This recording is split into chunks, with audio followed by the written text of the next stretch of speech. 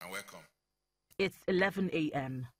Plenary session is ongoing as usual in the Senate chamber, and there is no inkling as to what is about to happen. 11:15 a.m.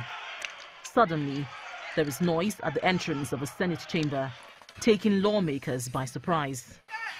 As lawmakers try to understand the cause of the noise, some unidentified men and Senator Omo-Agege walk into the Senate chamber. What happens next disrupts proceedings.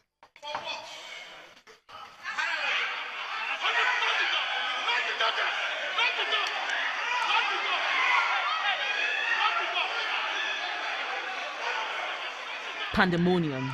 Sergeants at arms at the National Assembly wrestle with the unidentified men for the maze. They overpower the security men and dash out of the National Assembly with the maze.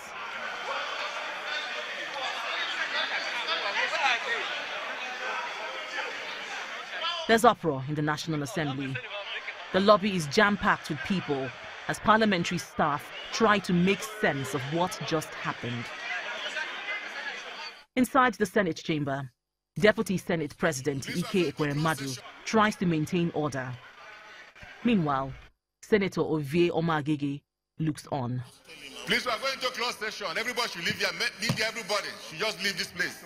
The Senate immediately enters into a closed-door session, but the crowd of workers and reinforcement of police officers remain in the National Assembly lobby.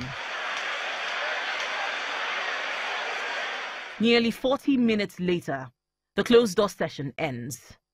Another maze was brought out. The Deputy Senate President speaks his mind.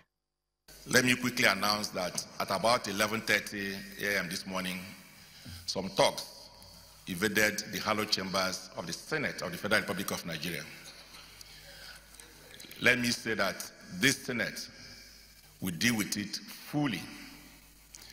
For today, in accordance with our mandate to represent the people of Nigeria, we'll sit here and we'll exhaust everything on our other papers. In a show of solidarity, lawmakers in the House of Representatives move into the Senate chamber.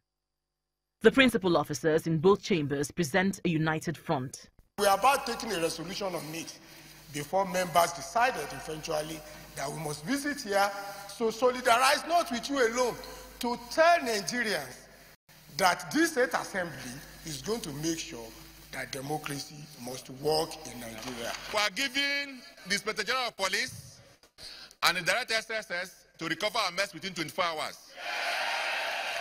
As this is ongoing, the man at the center of the controversy, Senator Omo-Agege, is seated in the Senate chamber, looking on. Plenary session ends, and journalists throng the embattled Senator Omo-Agege as he steps out of the Senate chamber. Senator Omo-Agege is apprehended by the police and escorted into a police vehicle.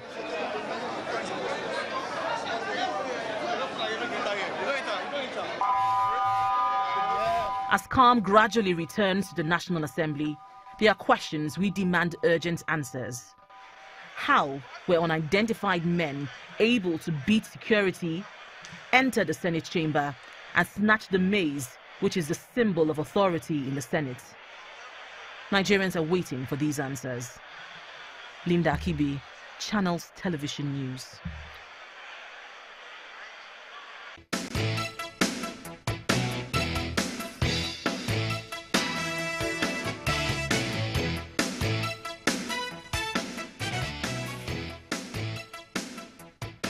It's the Senate Mace theft matter revisited today on Sunrise Daily, and let's go to Abuja for that. Mark. Well, thank you, Chamberlain. We have with us in the studio two gentlemen. Dr. T.V. Igbuzo is the Executive Director, African Center for Leadership, Strategy and Development. You're welcome to Sunrise Daily. Thank you, Margaret. We also have with us Mr. Emmanuel Anene, who is a legal practitioner. You're welcome to Sunrise Daily. Thank you for having me. Gentlemen, well, we do know that, it's barely a week since that matter happened. I think it'll be a week tomorrow, Wednesday. And it looks like already it's gone cold. unless, of course, something new happened. We do know that the Nigerian police eventually recovered the mace. They said it was somewhere around the flyover close to the city gate. The patriotic Nigerian found it, and they have since returned the mace. Senator Omo-Agege, who was taken in, was released, I think, on the same day, according to his own spokespeople. And it looks like, well, we also saw the Deputy Senate President report the matter to the Vice President then, because the President was out of town attending the Commonwealth Summit.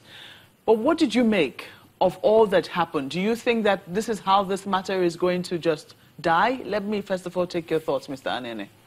Well, good morning, Nigerians.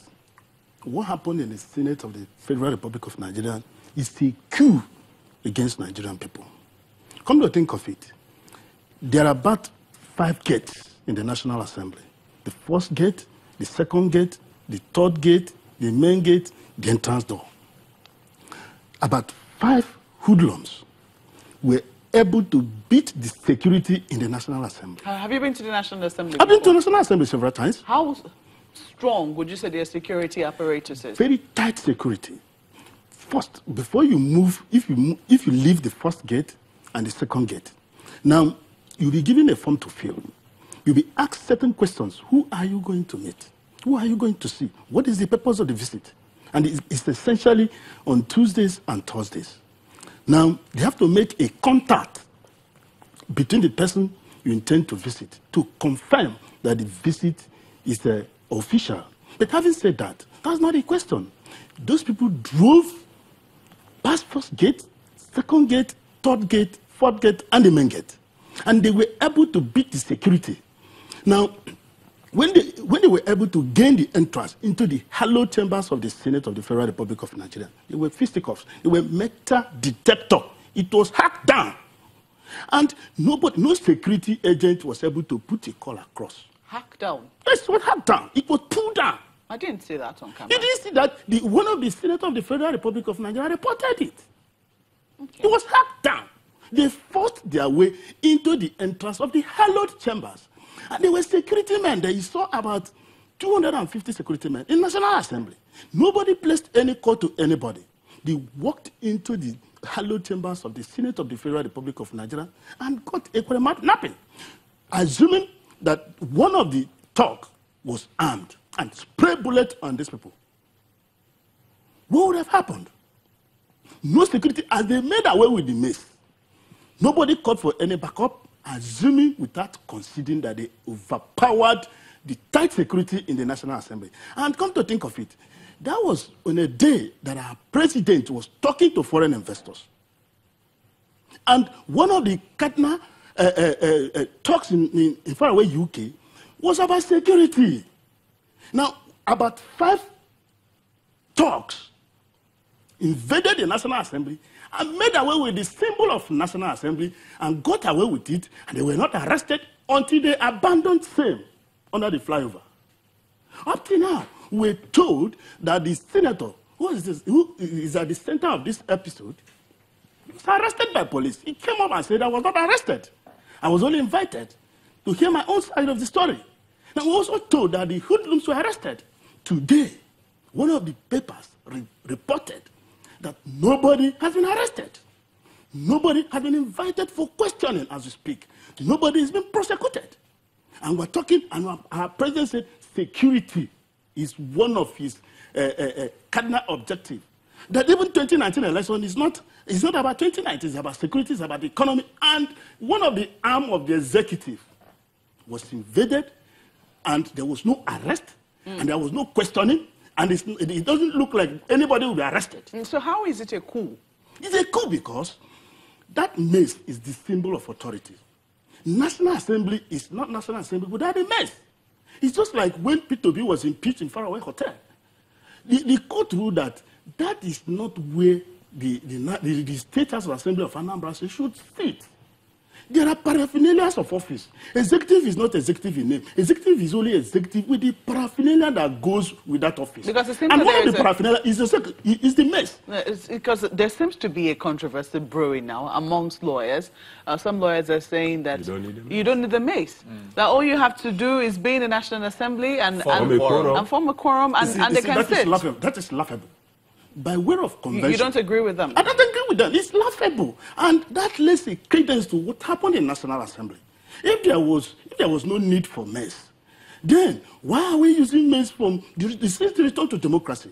Why are we using it? By convention and practice and international standard, Mace has come to be one of the symbols of the legislature. Just like if you go to Court of Appeal or the Supreme Court, they cannot sit without a Mace. No, let me bring this now, why would some of our senior lawyers...